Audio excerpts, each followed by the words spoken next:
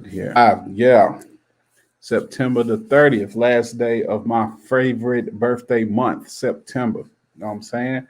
I am your instructor, Pierre Hui, aka Mr. P. The P stands for patience. And let's see if I can make this thing do what it needs to do as far as privacy, edit privacy, public, anyone.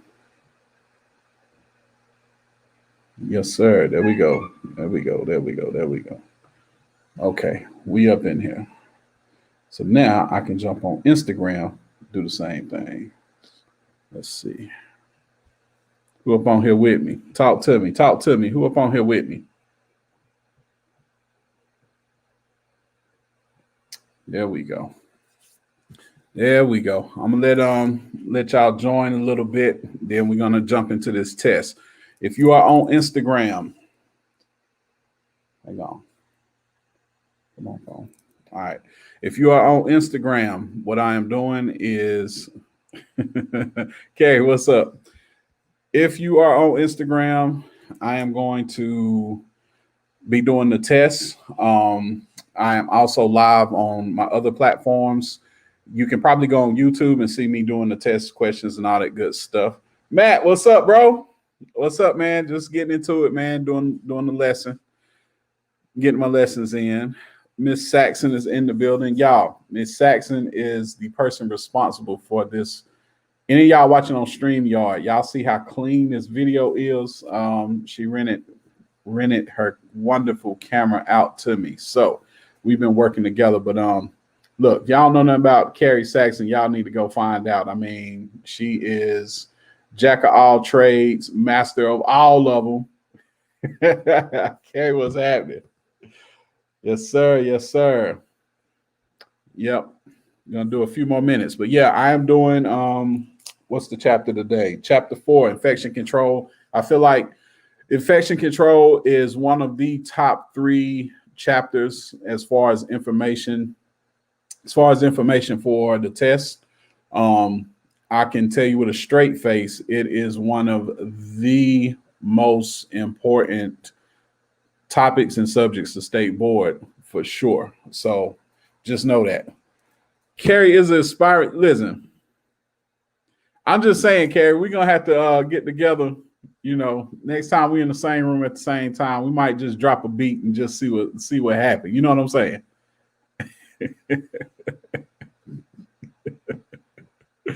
Aspiring rapper, hell yeah, let's get it. All right, y'all. About 2 more minutes. I'm gonna jump on this quiz first. Y'all are welcome to join in on the quiz with me. I have been instructed to carry on my learning in my school as if I had a school full of students already. So that's what I'm going to do. So typically a regular day, this is what we would be doing. We would be going through the book, getting our testing in, all that good stuff. All right. So without further ado, we're going to put this stream back on here. We're going to put this Milady standard Barber, and I will be talking as I go. So feel free to guess if you want to, and I'll check the answers before I put my final answer in. Question 1 of 35. Which physical disinfection method is commonly used in modern barbershops? A, boiling water, B, electric UV sanitizer, C, autoclave, or D, dry heat? Question 1, which physical disinfection method is commonly used in modern barbershops? A, boiling water, B, electric UV sanitizer, C, autoclave, or D, dry heat? What y'all got for me, if anybody? Okay, so ain't nobody watching right now, so I'm gonna go through these questions. Let's see. Uh-oh.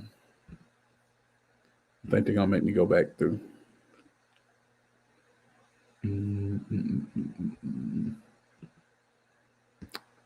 Electric UV sanitizer is correct. A UV ray electric sanitizer will keep disinfectant tools and implements sanitary until they are removed for use.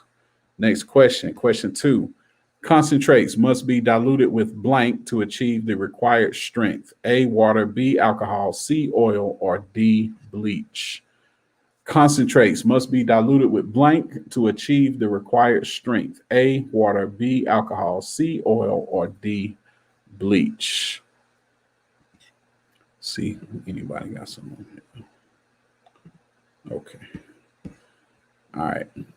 One more time. Concentrates must be diluted with blank to achieve the required strength. A, water, B, alcohol, C, oil, or D, bleach. My final answer is A, water. Water is correct. Concentrates cost less than premixed solutions, of course, and water is free. Question 3. Cosmetic preparations used in the barbershop do not include blank. A, hair tonics, B, shampoos, C, hairsprays, or D, toothpaste. All right, so let's talk about a question like this for a second, right?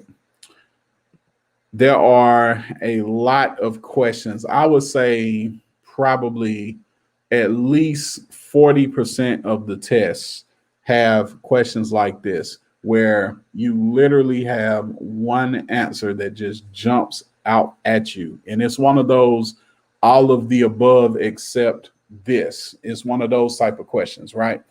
So let's make it make sense real quick, right? Again, cosmetic preparations used in the barbershop, right? Hair tonics are cosmetic, shampoos are cosmetic, hairsprays are cosmetic. Toothpaste is not cosmetic. What is our answer? D, toothpaste. Correct, Matt. That's 40% of that test are questions like these, where you literally look at it, and as long as you know the definitions for some of the words and the concepts for some of the words, you'll have one answer that just don't make any sense. You can use that to your advantage. What I've noticed is a lot of my students, they get very, very nervous. I recently took the test for myself just to feel that. It wasn't me being nervous, but I did feel some type of rush. I guess it was adrenaline or something. I can't say for sure. But one of the things that I will always tell my students is, number one, relax. Number two, breathe.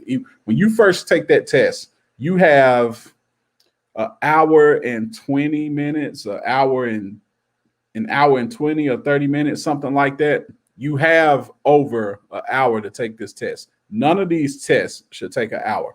Even the registered barber test, it's like 60 questions. It doesn't take you a minute to answer every single question. Most of the questions you're going to be able to answer in less than 5 seconds. So first minute when I took my test, I just sat there and breathed. That's it.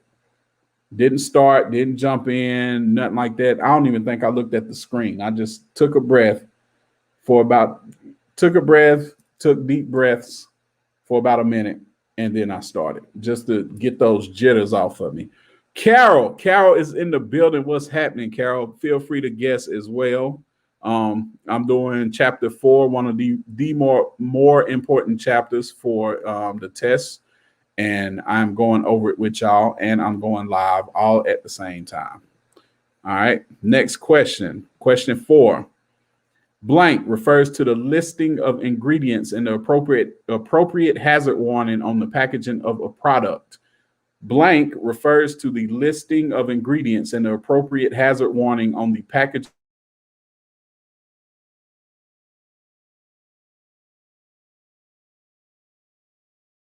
sheets. Or D, right to know. Blank refers to the listing of ingredients and the appropriate hazard warning on the packaging of a product. So let's say I had Clippercide, and Clippercide is made of all these different chemicals for disinfection and all that stuff.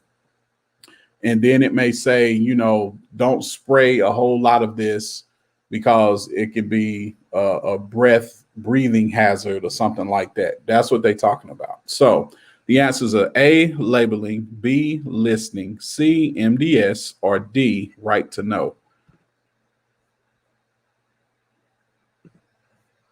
And my final answer is labeling.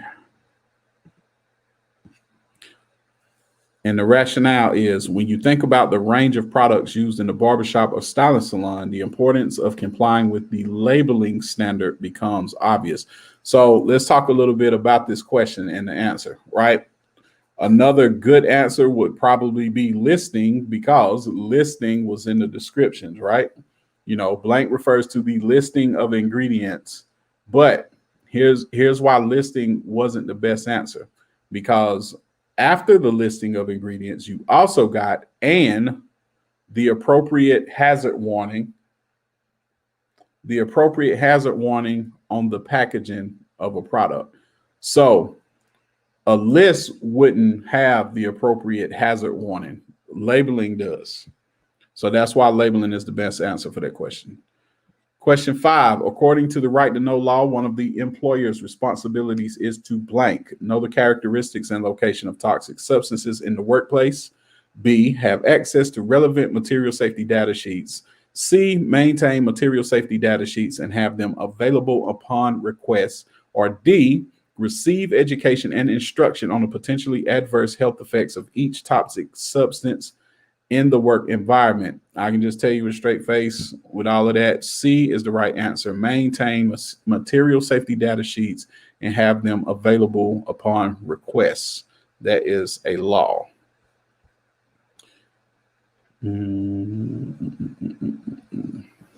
Let's see here. Hang on, y'all.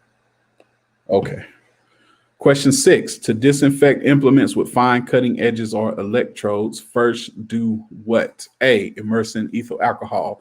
B, remove debris and particles. C, dry them. Or D, lubricate the pivots as needed.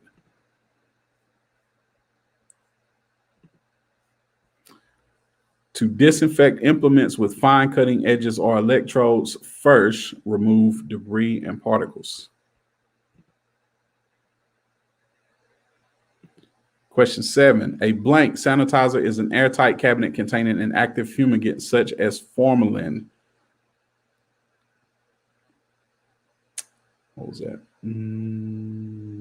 A blank sanitizer is an airtight cabinet containing an active fumigant such as formalin. A cabinet sanitizer. Simple enough. Question 8, blank oil has natural antibacterial properties and is categorized as a phenol disinfectant. Pine oil has natural and antibacterial properties and is categorized as a phenol disinfectant. Let's see here.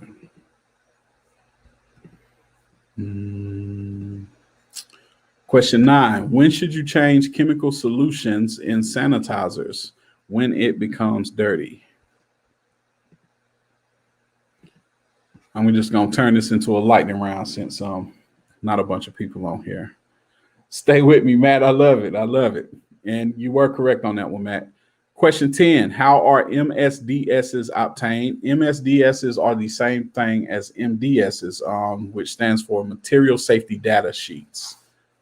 But they renamed it into material data sheets, but they're the same things. So how are they obtained? They must be requested from the manufacturer when products are ordered. Question 11, blank sanitizers are usually metal cabinets that are used to store disinfectant tools and implements. What's that cabinet? A, cabinet, B, dry, C, wet, or D, ultraviolet ray. Blank sanitizers are usually metal cabinets that are used to store disinfected tools and implements. I want to say UV, if I'm not mistaken. I actually got one of these, but I don't remember if they classified it as a UV sanitizer or a metal cabinet. But UV is correct. Ultraviolet ray sanitizers are effective for keeping clean brushes, combs, and implements sanitary until ready for use. Question 12, rubber and blank materials should be used with care because they may become softened or discolored with continued phenol use. A, plastic, B, metal, C, bone, or D, hair. So, Matt, that's another one of those type of questions, right? Some of these answers don't even make any sense. So, rubber and blank materials should be used with care because they may become softened or discolored. So, I don't see metal being softened. I don't see bone being softened, and I don't see rubber and hair materials. Rubber and hair materials don't even make no damn sense. So, our answer is plastic. And if I was going to be wrong on that one, I would be crazy surprised. Anyway, yeah, rubber and plastic materials may become softened or discolored with continued phenol use. And basically, what they just saying is, if you got a Barber side jar full of some type of disinfectant liquid, and you just keep the combs in there, naturally it's just gonna soften them up or discolor them, or just it's gonna have an effect if you just keep it in that cleaning solution without ever taking them out and letting them dry. Question 13, steaming. Steaming is a type of what decontamination agent? That is a physical, but the answers are A, physical, B, wet, C, chemical, D, biological. Biological don't make any sense. Yeah, you're correct, Matt. Plastic. Steaming is a type of blank decontamination agent. A, physical, B, wet, C, chemical, or D, biological. Answer to that one is physical. I've seen people guess to that being a wet type of decontamination agent, but that is not a good answer once you think about what steam really is. Physical is really your only answer for this one. Chemical don't make any sense as far as steaming, and biological really don't make no damn sense. So it's question 13. Let's see here. Question 14, when forming a solution, the blank is the substance that is dissolved. I want to say, well, the answers are A, strength, B, base, C, solute, or D, solvent. When forming a solution, the blank is the substance that is dissolved. A, strength, B, base, C, solute, or D, solvent. My guess for that one was solute. It's either solute or solvent. The solute is correct. In a solution of sugar water, the sugar is the solute and water is the solvent. Answer for that one was solute, Matt. But yeah, I said the rationale again is in a solution of sugar water, the sugar is the solute and water is the solvent. Question 15, implements with sharp cutting edges should be immersed in bleach for a minimum of how many minutes? A, 10, B, 20, C, 1 hour, or D, 2 hours. So there's only two answers that make sense for this. Implements with sharp cutting edges should be immersed in bleach for a minimum of A, 10 minutes, B, 20 minutes, C, 1 hour, or D, 2 hours. And my final answer is 10 minutes. 10 minutes is the correct answer. When using sodium hypochlorite, which is bleach, immerse implements for a minimum of 10 minutes. Question 16. Who regulates the practice of barbering? A, federal, B, state, C, local, or D, all answers. Matt, you was correct. 10 minutes was correct for the last answer. Question 16, who regulates the practice of barbering? Federal agencies, state agencies, C, local agencies, or D, all answers are correct. And my final answer is all answers are correct. And I say you get out of 60 questions, I will say at least 5 to 7 of them will be all answers, all of the above type of questions. Question 17, the implementation of infection control measures helps to blank. A, totally prevent the spread of disease. B, eradicate the possibility of new diseases. C, minimize the spread of contagious diseases. Or D, further spread contagious diseases. Question 17, the implementation of infection control measures helps to what? A, totally prevent the spread of disease. B, eradicate the possibility of new diseases. C, minimize the spread of contagious diseases. Or D, further spread contagious diseases. So, number one, OG, what's going on, man? I'm just having a little class up in here. Just having a little class. Hey, feel free to join in if you want to. Let me wave at you. Yeah, y'all, I got my OG up in here, Chin Wani, aka Millionaire Barber. I'm just doing a little test up in here, just doing a little testing. Because of question 17. So let's talk about these answers for a second. So the implementation of infection control, right? Infection control is basically cleaning, disinfecting, things of that nature, right? So one answer don't make any sense at all. So that answer is further spread contagious diseases don't make any sense. That only leaves three more answers. So that is totally prevent the spread of disease.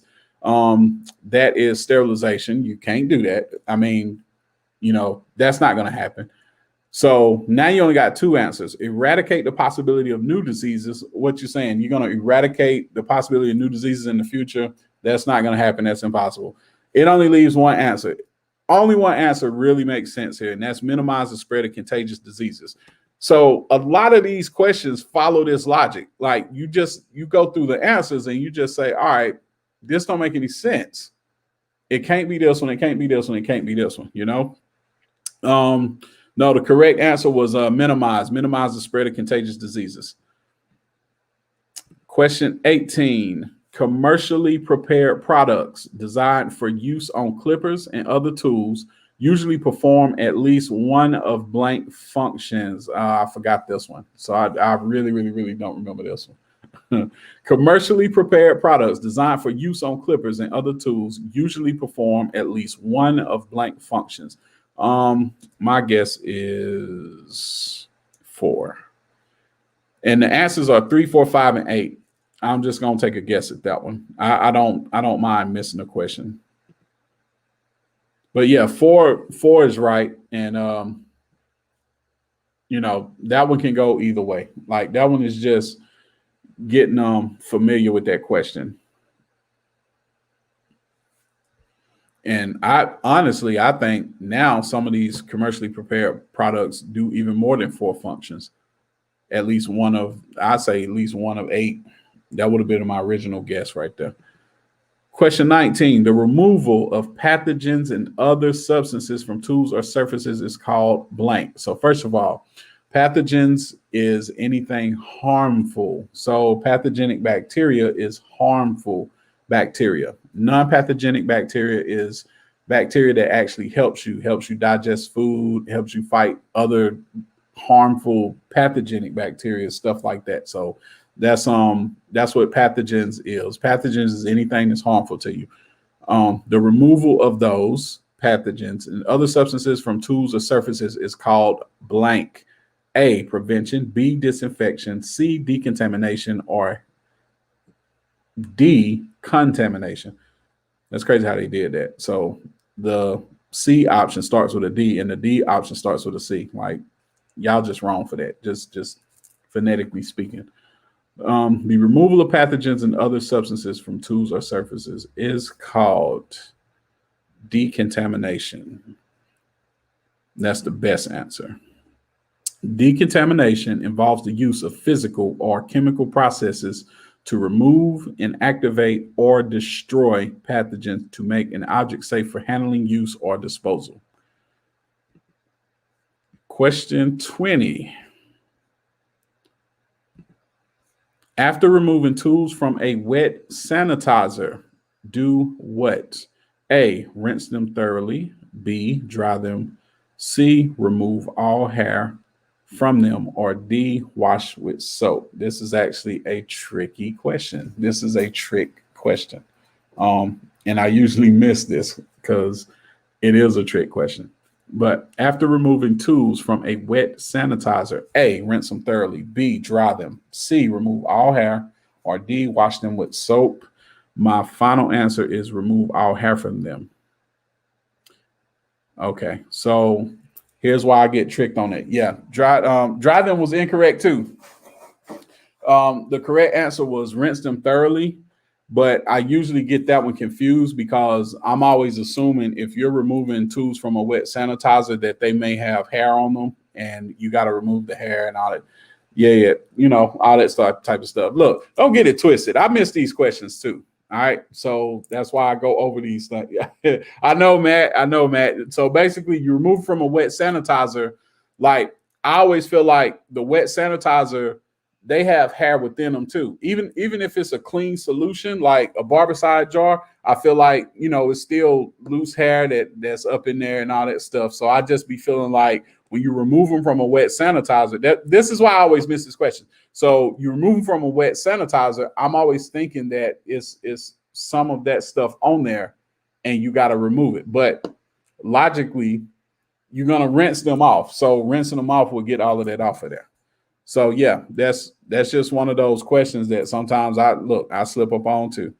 But yeah, after removing tools from a wet sanitizer, rinse them thoroughly.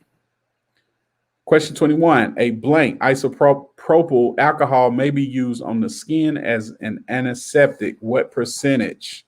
20 to 30%, 40 to 50%, 50 to 60%, or 70 to 90%.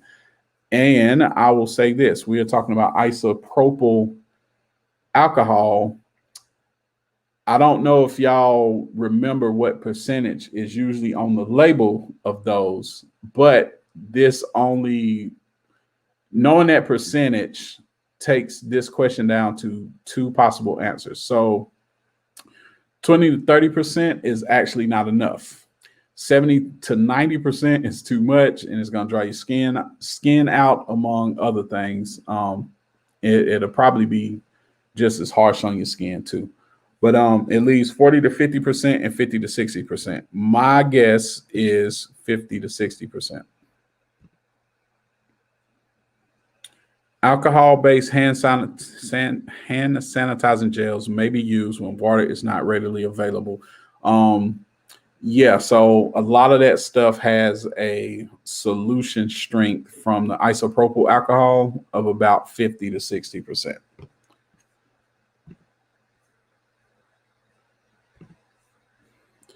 Next, question 22. Blank are prepared chemical substances used to destroy harmful microorganisms. Sanitizers, toners, cleansers, or disinfectants. Blank are prepared chemical substances, keyword chemical, substances used to destroy harmful microorganisms. A, sanitizers, B, toners, C, cleansers, or D, disinfectants. Toners don't make any sense. Toners got to do with coloring your hair. So you got sanitizers, cleansers, and disinfectants. Keyword chemical, another keyword destroy harmful microorganisms. So sanitizers ain't going to work because they need to be, they're chemicals, but they have chemicals in it, but it needs to be something that's going to destroy harmful microorganisms. So my final answer is disinfectants. Miss Char, what's going on? We just doing a little class up in here. We having we doing a daily quiz like I like to do. It says on the website chapter 5 is really in the book chapter 4, infection control. I'm doing the quiz. I'm doing a Milady's Pro quiz. I'm also on Facebook and other platforms. And basically, if you're on Instagram, you can just see me and just hear me. But I'm sharing my screen on the other platforms that actually has the test content on there. Question 23, OSHA, which stands for Occupational Safety and Health Administration. The OSHA blank helps to protect employees from being at risk from cross-infection. A, hazard communication rule. B, bloodborne pathogen standard. C, workplace safety standard. Or D, hazardous material standard. This is one of those questions where we would literally have to go through the book to get the actual answer. You can't really logic your way out of this question. So it is what it is. But the answer is B, bloodborne pathogen standard. OSHA bloodborne pathogen standard helps to protect employees from being at risk from cross infection. The question rationale is such: many of the OSHA regulations and standards for general industry are applicable to barbers and barbershops.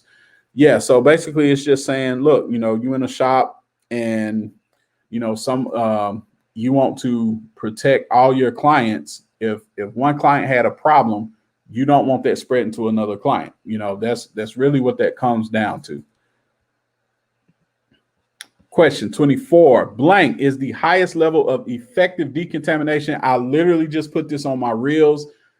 Listen, this is what I call a high percentage question. High percentage questions means there's over a 75 plus chance you are going to see this question on the Barber Theory exam.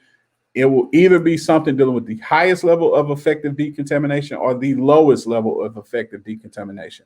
So answers are A, contamination, B, disinfection, C, sterilization, or D, sanitation. Blank is the highest level of effective decontamination. A, contamination, B, disinfection, C, sterilization, or D, sanitation. So let's logic our way through this a little bit. A, contamination does not make any sense. We are talking about decontamination, not contamination, right? So that only leaves three answers. You got disinfection, B, disinfection, C, sterilization, or D, sanitation. And if we study this, I say this all the time, sterilization is the highest level of effective decontamination, but you will need an autoclave to do so. I'll be going over that very, very soon. And I'll actually have a deep dive course where I really go into all of this different stuff. So we can know all the differences between disinfection, sanitation, cleaning, as described as scrubbing, and sterilization, all that good stuff. So question 25. In a barbershop, room temperature should be about what degrees Fahrenheit? So for all my ladies, I'm pretty sure I know y'all answer already. In a barbershop, room temperature should be about how many degrees Fahrenheit? A, 55, B, 65, C, 70, or D, 80. Again, in a barbershop, room temperature should be about how many degrees Fahrenheit? 55, 65, 70, or 80. Final answer, 70 degrees.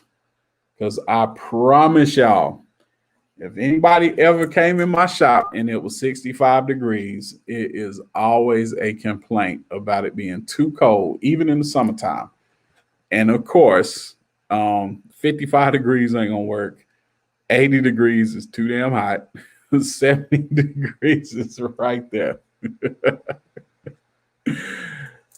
When disinfecting clippers, pour blade wash into a glass, plastic, or disposable container wide enough to accommodate the width of the clipper blades to a depth of approximately what?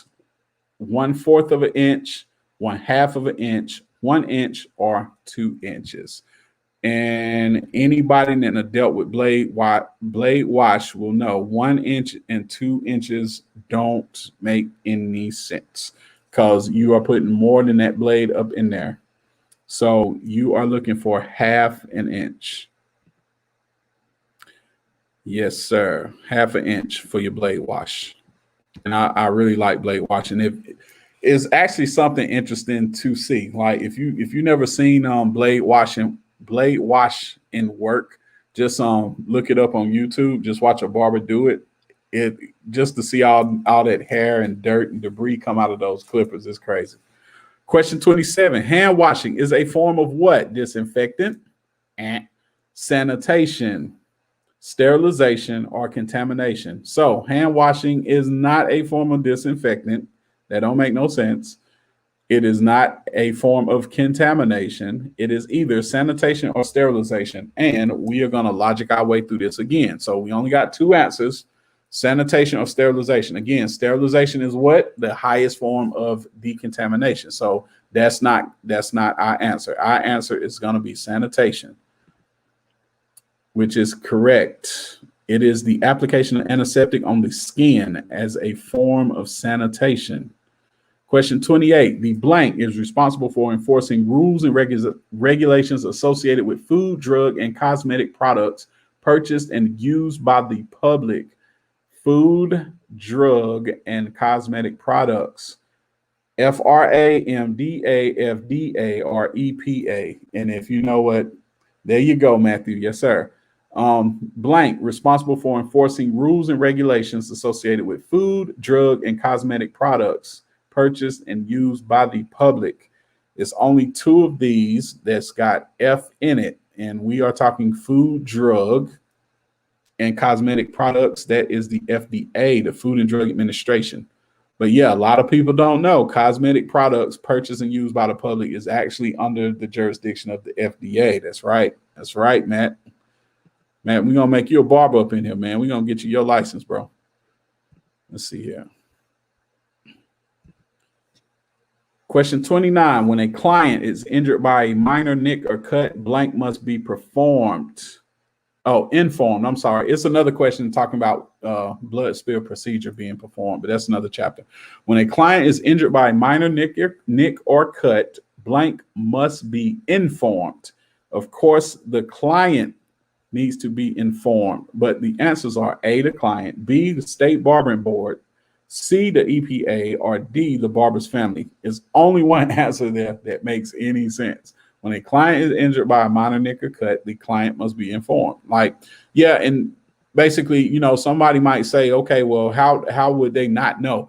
It's times where you can be doing something and, you know, say if you got tremors and you go over somebody's bump and they start bleeding, it's your responsibility to tell them, hey, you bleeding, man. Let me do something about it. Let me apply blood spill procedure, or let me get some I'm forgetting what they call it right now. But it's certain products that's used for nicks and cuts and stuff like that to apply to the client's skin, and it don't really hurt, and it handles it. It helps, it clots the blood, so to speak, if you got like a gash or something like that. But yeah, like you're supposed to tell your client. Even like I said, it goes for bumps too. Even if you go over them bumps and the bumps they start bleeding when you're doing like a shape up, like here, I got razor bumps on the head. Like if I went over it with a trimmer and the bump started bleeding, it's my responsibility to tell the client.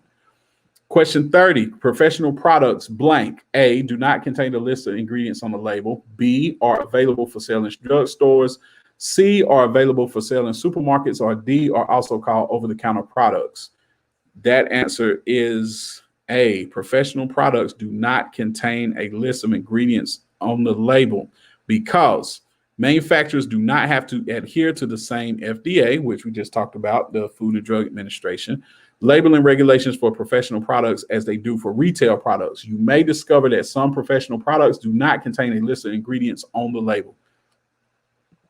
Question 31. We're going to get up out of here. My phone about dead, Matt, so bear with me if it go dead, okay? Question 31, blank are substances that may kill, retard, or prevent the growth of bacteria and that can generally be used safely on the skin. Key word or key phrase, can generally be used safely on the skin. It kills, retards, and prevents the growth of bacteria, but you can use it on your skin. A, antiseptic, B, disinfectants, C, UV rays, or D, chemical reactants. Immediately off the bat, disinfectants don't make sense. They can't be used safely on the skin. D, chemical reactants cannot be used safely on the skin. UV rays cannot be used safely on the skin. The only answer we really got is antiseptics. Question 32, strength of a solution is identified by the percentage of what? Air, water, solute, or solvent. It's either solute or solvent, and I want to, yeah, correct, Matt. I can't remember if that one was solute or solvent. I'm going to go with solvent. Let's see what happens. I am incorrect. It is solute. The percent figure indicates one of two measurements. Either the percentage of solute by weight or the percentage of solutes by volume. Got it. So strength of a solution identified by the percentage of solute. I got to go back to my chemistry chapter and brush up on my chemistry for the solvents and solutes and all that good stuff. 33, when a client is accidentally cut with a sharp implement during a service procedure, blank disinfection is required. I just literally just talked about that. Blood spill. I want to say disinfection. Yeah. Minor blood spills sometimes happen when the barber client accidentally cut with a sharp implement during a service procedure. But yeah, blood spill disinfection is required. Question 34. Blank are the chemical agents used to destroy most bacteria and some viruses. Peroxides, disinfectants, antiseptics, or reagents. The chemical agents used to destroy most bacteria and some viruses. Peroxides is out. Antiseptics is out because antiseptics kill or retard, but it don't destroy most bacteria and some viruses. No antiseptics is destroying any viruses. Reagents ain't even got anything to do with this. So our clear answer is disinfectants, which is correct. Last question. Question 35, limited level of disinfection efficacy, which just means efficiency, indicates that the product will what? A, kill Staphylococcus, Salmonella, and Pseudomonas and aeruginosa. B, kill either the Staphylococcus or Salmonella organisms, but not both. C, kill both Staphylococcus and Salmonella organisms. Or D, kill bacteria, fungi, viruses, and tuberculosis.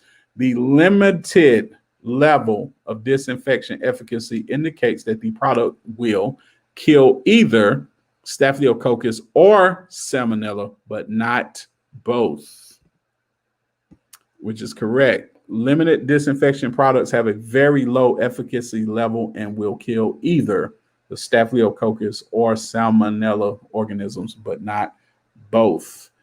And we're going to finish up. What is this final grade here? What's my final grade, y'all? I got a 94 on that thing. Y'all see that? Got me a 94 on that piece. I'll take a 94. When you're taking the test, you can pass with a 75, I think. Right now, I think it's 75. It may used to have been 70, but if I ain't mistaken, I think it's 75% and up you can pass. So you can afford to miss a few questions. It's just, being familiar enough with the questions that you may miss, at least you have a logical approach to your answer. Like that's the strategy, right? Basically, we're trying to know all the questions, but the questions that we don't know, we'll just apply a certain type of logic to get to our answer. So that is chapter 4 in the book, chapter 5 on miladypro.com, infection control, one of the most important chapters. I'm going to be coming back on it again live. I'm going to deep dive into the book as well, and I may even bring out some questions from the exam review booklet too, because it goes a little bit more in depth than the miladypro.com does. So we'll be talking about all of those, but yeah, we're going to deep dive into this chapter, and I'm going to be seeing y'all soon. Okay, so look for me. How I always leave you, like Michael Francis say, I'm gonna steal his line, but how I always leave you, be safe out there. Enjoy the rest of your day. I am your instructor, Pierre Huey, aka Mr. P. The P stands for patience. I will see y'all soon. Peace. So let's